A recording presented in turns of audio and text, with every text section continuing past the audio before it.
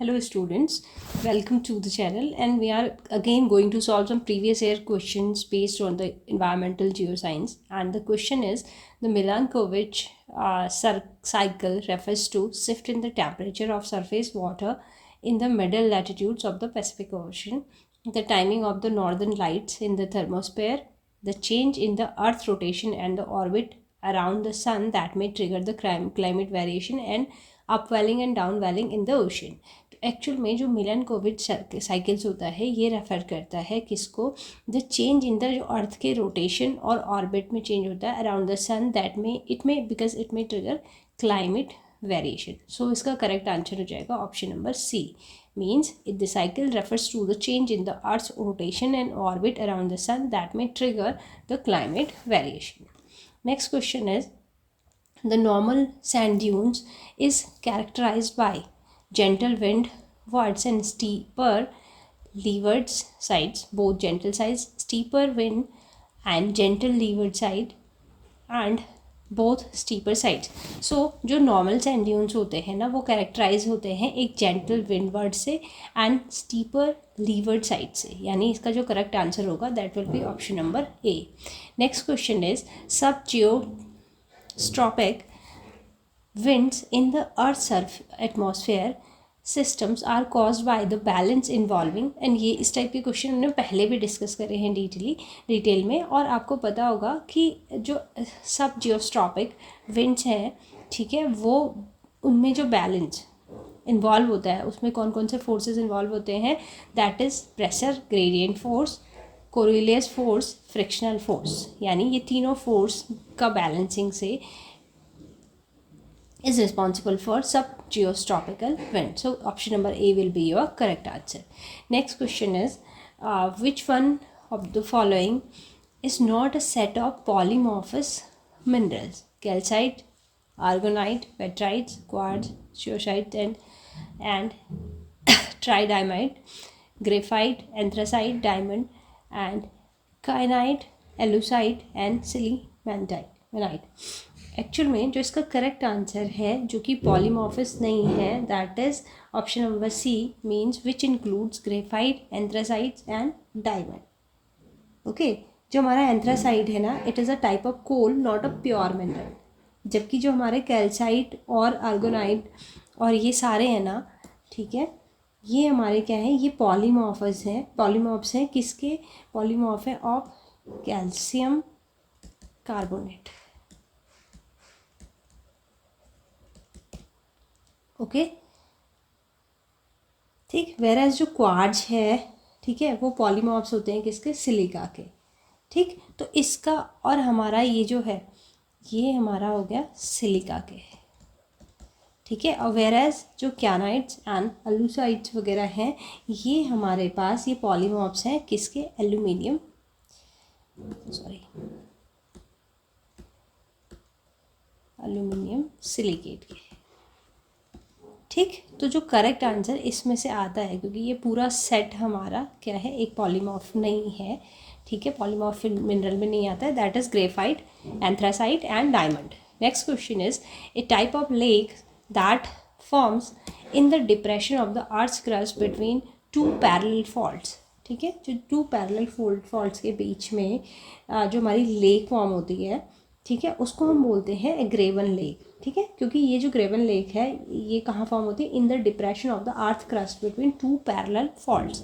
तो इसका जो करेक्ट आंसर हो जाएगा that will be option number C. These lakes often have unique hydrological characteristics and are influenced by the tectonic movement से ये influence होती हैं. ठीक है, so option number C is your correct answer.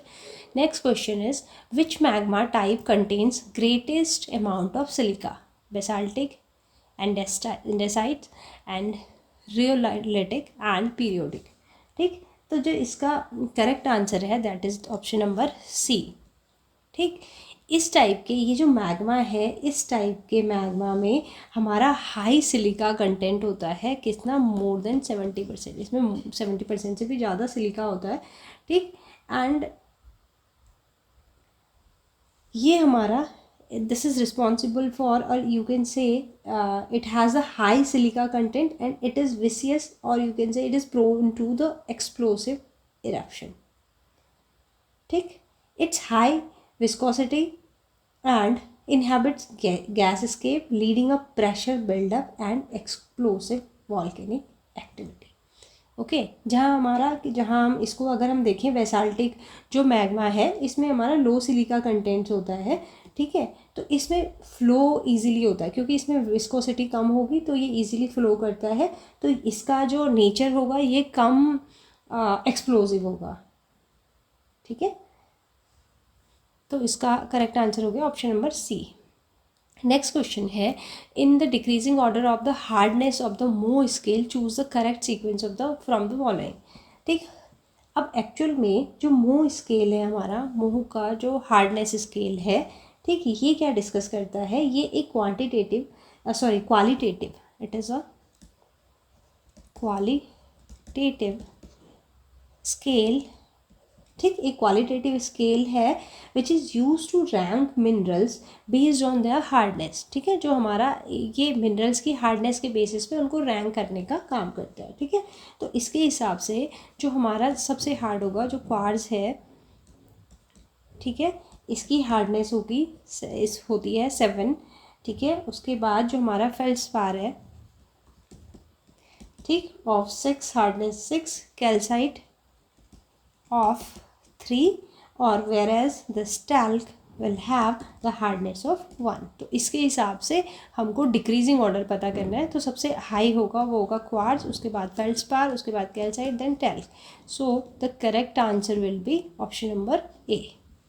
Okay, next question is wind transport of minerals entails the following process. इनमें कौन कौन सी process हैं, ठीक है, तो एक्चुअल में ये जो चारों प्रोसेस है, whether it is saltation, reptation, suspension और क्रीप, ये चारों इसमें इंक्लूड होती है. ठीक है, इट मीन्स क्योंकि जो विंड ट्रांसपोर्ट है ना वो इन सारी प्रोसेस को इन्वॉल्व करती है. सॉल्टेशन में क्या हो रहा है, स्मॉल पार्टिकल्स जो जैसे कि सैंड वगैरह वो लिफ्ट होके they are and bounce along the ground surface by wind causing, जिससे कि क्या होता है, एब्रेजन होता है या तो फिर इरोजन होता है. सही है. सस्पेंशन में क्या हो रहा है, जो फाइन पार्टिकल होंगे लाइक कैसे जो सिल्ट है या क्ले के है, वो किससे, वो हमारे वो कैरिड किस में कैरिड अवे होते हैं, विंड करंट्स में. ठीक है, ठीक, तो ये चारों प्रोसेस हमारी आ जाएंगी किसमें, एक विंड ट्रांसपोर्ट में इन्वॉल्व होंगी. तो correct answer will be option number A, that is A, B and C and D, all option. ठीक, next question is in case of the plume falls from a tall stack located on a flat terrain, lofting type of plume behavior is observed when in the atmosphere inversion condition prevail, strong lapse rate condition exists, inversion condition exists above the stack height and the weak lapse rate condition exists. ठीक, तो actual में in the context of अगर हम कहें plume behaviour from tall stack on a flat terrain, इसमें it shows the lofting type of plume behaviour occurs when the inversion conditions prevail below the stack height. So the correct answer will be option number A.